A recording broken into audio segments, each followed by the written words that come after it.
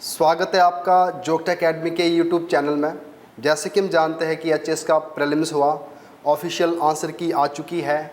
तो यहाँ अब इसके बाद आगे हमें क्या करना चाहिए। तो जिनका स्कोर बहुत अच्छा स्कोर बन रहा है, अराउंड 100 है, उनको तो डेफिनेटली मेंस की प्रिपरेशन करनी चाहिए।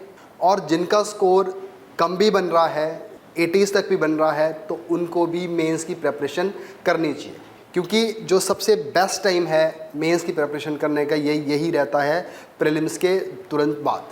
अभी होता क्या है कि जिनका स्कोर कम आया होगा तो वो कहीं ना कहीं थोड़े कंफ्यूज हो गए भी, क्या मेंस की तैयारी करें, क्या ऑप्शनल करें, क्या फिर से प्रीलिम्स की प्रिपरेशन करें।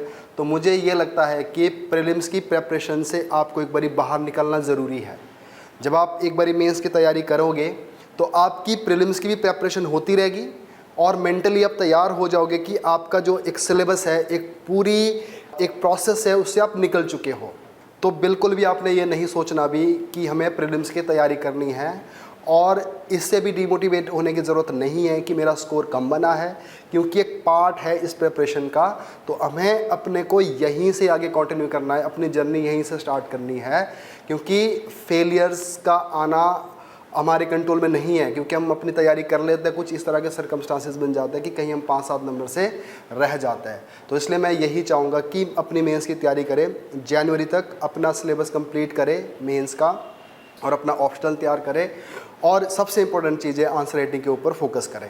और आंसर राइटिंग एक ऐसी चीज़ है कि सभी लोग करना चाहते हैं, बट बेस्ट हमें एक एनवायरनमेंट चाहिए और जहाँ पे आपको गाइड किया जाए, आपको पुश किया जाए, और आपको रेगुलर बेसिस में आपके पेपर इवैल्यूएट किया जाए और आपको तुरंत फीडबैक दिया जाए। तो वो चीज़ें ज़रूरी हो जाती है। तो अपना टारगेट फिक्स कर लो, मेंस के जीएस वाला part, optional and answer writing कम से कम फरवरी तक आपका ये क्लियर हो जाना चाहिए, जिनका किसी वजह से पेपर नहीं हो पा रहा है। हाँ, जिनका हो रखा है उनको थोड़ा सा स्पीड अप करना है, क्योंकि हम ये मानते हैं कि जो मेंस के लिए जो समय होगा वो कम रहेगा।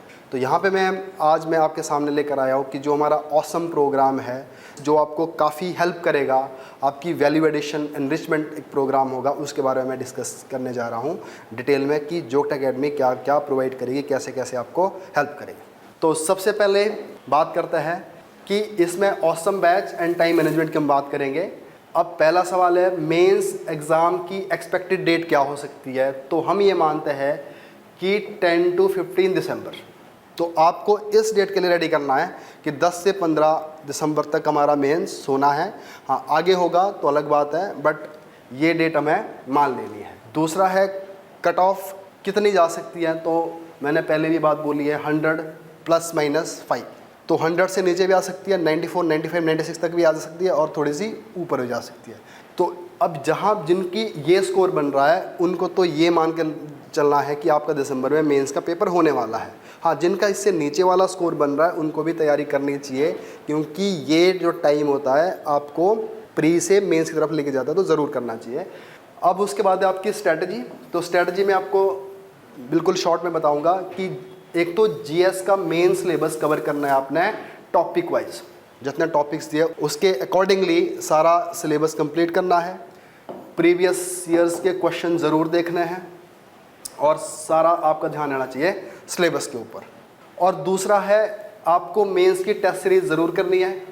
इसका बेनिफिट होता है क्योंकि इस समय राइटिंग स्किल्स आते हैं हमारे पास, और बहुत सारे टॉपिक्स हमारे टेस्ट सीरीज़ के साथ साथ ही कवर हो जाते हैं। और ऑप्शनल सब्जेक्ट आपको रेडी करना है, और इसकी भी कोशिश करनी है आपने, टेस्ट सीरीज़ लिखनी है। और ऐसे की प्रिपरेशन भी ज़रूरी है, और कम से कम 2-3 ऐसे लिखना भी ज़रूरी है एग्ज़ाम में जाने से पहले, इससे आपकी प्रैक्टिस हो जाती है। और लैंग्वेज को बिल्कुल भी ना इग्नोर करें, हिंदी और इंग्लिश 40% हमें स्कोर चाहिए पास होने के लिए। तो इसको सीरियसली ले आज से ही, क्योंकि क्या होता है कई बार कि हम लैंग्वेज को ये सोचते हैं कि एंड में पढ़ लेंगे, पर टाइम निकल जाता है तो एक आधे नंबर से फेल हो जाता है। और यहाँ ऐसे भी केसेस रहे हैं कि जिनका जीएस में और ऑप्शनल में बहुत बढ़िया स्कोर है, बट यहाँ पे नहीं बात बनी। तो आपको एक हॉलिस्टिक वे से चलना है, एक्सट्रीम जाने की बिल्कुल ज़रूरत नहीं है, और सबको क्लब करके एक एवरेज पाथ की तरफ मुड़ना है। ठीक है, तो इस तरह से अपनी स्ट्रेटजी बनानी है। अब नेक्स्ट आता है कि हमारा जो ऑसम का जो शेड्यूल है ये क्या है। देखो, सबसे पहले तो आपको मैं ये बताऊं कि जो ये ऑसम हम प्रोग्राम चला रहे हैं, देखो इसको कई सारे एस्पिरेंट्स का ये मानना है कि हम यहाँ पे 4 घंटे आपको क्लास पढ़ाएंगे। तो मैं आपको ये इंश्योर करना चाहता हूँ कि इसमें क्लासेस वाला तरीका नहीं रहेगा कि जहाँ पे हम प्रॉपर टॉपिक पढ़ा रहे हैं आपको, तो उस तरह से तो मैं बहुत ज़्यादा समय लगता है। तो ये उन लोगों के लिए है खासकर जिनकी काफ़ी हद तक तैयारी है और जो पिछले कुछ सालों से मेंस लिख रहे हैं और जिनको लगता है कि हाँ भी मेरी प्रिपरेशन इस तरह की है और यहाँ तो हम इन 2-3 महीने में बहुत तेज़ी से अपनी प्रिपरेशन करेंगे। तो यहाँ पे हमारा जो मेन फोकस रहेगा वो रहेगा आंसर राइटिंग के ऊपर। तो आंसर राइटिंग के ऊपर आपको देखो ना, कई बार ऐसा होता है कि हम सोचते हैं कि हम आंसर राइटिंग कर लेंगे पर उसको हम डिले करते जाते हैं। और कई बार ये होता है कि हम आंसर राइटिंग कर तो रहे होते हैं और हमें पता नहीं है कि हमें किस तरह से आंसर लिखना है। तो आपको एक गाइडेंस की ज़रूरत रहती है, एक मेंटरशिप की ज़रूरत रहती है। फिर तीसरा ये रहता है कि कौन से ऐसे टॉपिक्स हैं जिनकी आंसर राइटिंग कर लेनी चाहिए। तो आपके लिए इस तरह से कोर्स डिज़ाइन किया गया है कि जिसमें आपसे करवाया जाएगा। तो मैं बिल्कुल भी नहीं बोलूँगा कि हम करेंगे, तो मैं ये बोलूँगा कि हम आपके साथ मिलके आपसे प्रेपरेशन करवाएंगे और हमारा जो मेन टारगेट रहेगा वो लिखने के ऊपर रहेगा, क्योंकि अल्टीमेटली आपको एग्ज़ाम में जाके लिखना है। तो मेरा जो पुराने पिछले सालों का एक्सपीरियंस है वो यही बताता है।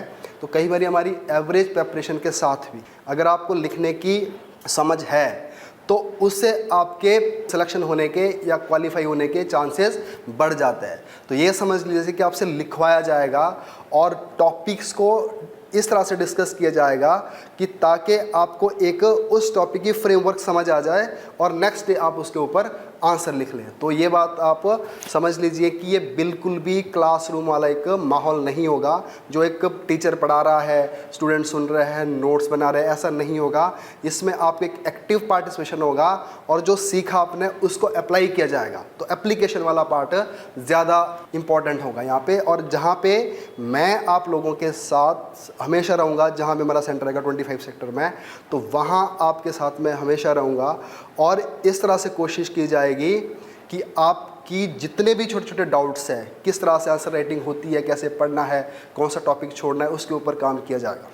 तो अब क्या रहेगा, आपका 2 घंटा क्लास, डेली क्लासेस रहेगी। Main focus on theme based topic and answer writing. तो थीम बेस्ड टॉपिक मैंने बताया कि हम टॉपिक उठाएंगे, उसके मल्टी डायमेंशनल जो एरियाज़ होंगे उनको हम देखेंगे कि एक टॉपिक्स पे किस तरह के क्वेश्चन पूछ सकते हैं और क्या उसके कीवर्ड्स एंड की पॉइंट हो सकते हैं। और उसी तरह से 1.5 घंटे की क्लास रहेगी जो HPGK के ऊपर होगी, उसका भी सेम होगा, theme based topics and answer writing. अब इसके अंदर क्या होगा, हर दिन आपके टेस्ट होगा जो कि आपका 30 से 45 मिनट रहेगा।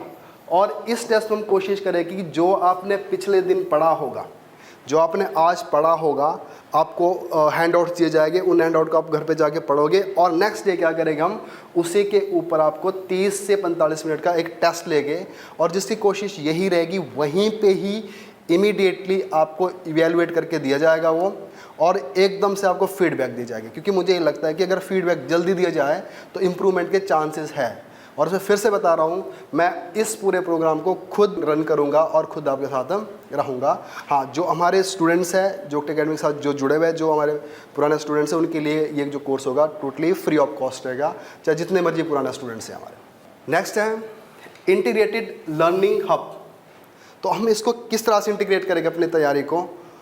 अब सबसे पहले क्या होगा, इंपॉर्टेंट थीम एंड टॉपिक हमने उठाने हैं और उनके नोट्स तो हो गई, और how to use keywords, diagram, flow chart and example.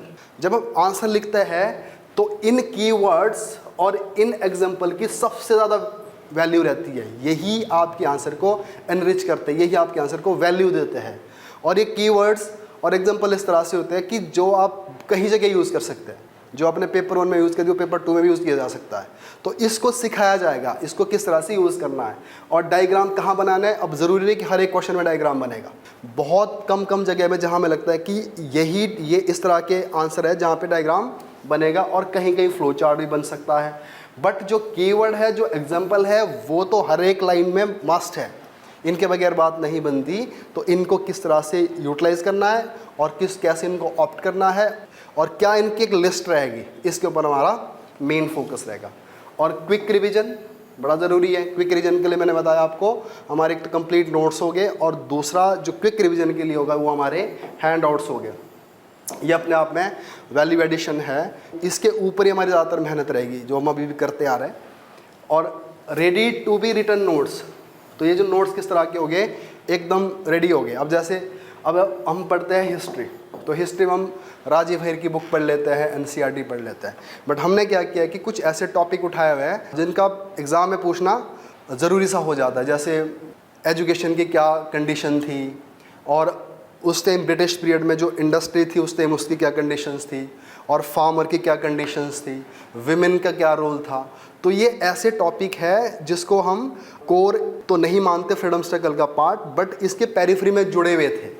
तो उन टॉपिक्स को हमने टच करना है, उनके ऊपर आंसर बनते हैं मेंस में। तो इसके बने बने आंसर है आपको, तो वो एकदम ऐसे आंसर हो गए जो आप पढ़ के लिख सकते हो।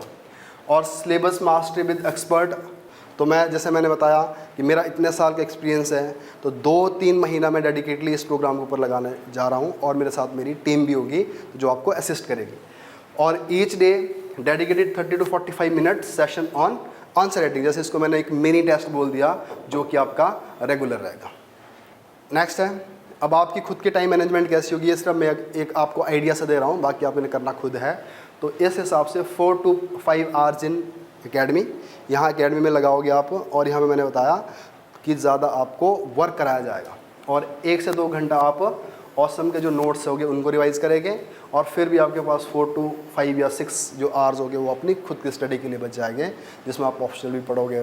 हाँ, एक बात और आती है कि जो हमारा ऐसे है उस पर कैसे डील करेगा हम, कि वीक में एक ऐसे लिखवाएं आपसे, तो इससे भी क्या होगा, आप ऐसे भी लिखोगे और आपके पास काफ़ी सारा कंटेंट भी तैयार हो जाएगा, और आपकी साथ ही साथ इवैल्यूएशन भी हो जाएगी। तो इस तरह से हमारा ये ऑसम प्रोग्राम है, तो आप इसको ज्वाइन करेंगे, और जो कि हमारा मंडे से स्टार्ट होने जा रहा है, तो 4 घंटे की आपकी क्लास रहेगी।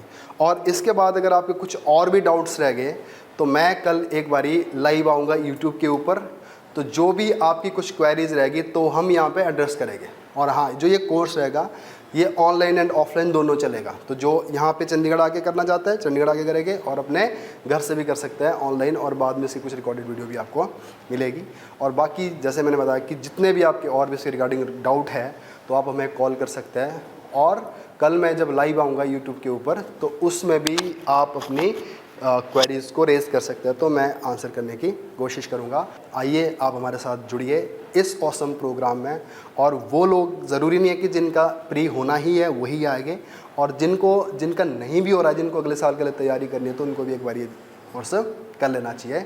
आपको मैं इतनी गारंटी देता हूँ कि ये आपको काफ़ी हद तक तैयार करेगा, प्रिपेयर करेगा मेंस की प्रेपरेशन के लिए, और मेंस के जो एग्ज़ाम है उसके लिए। Thank you.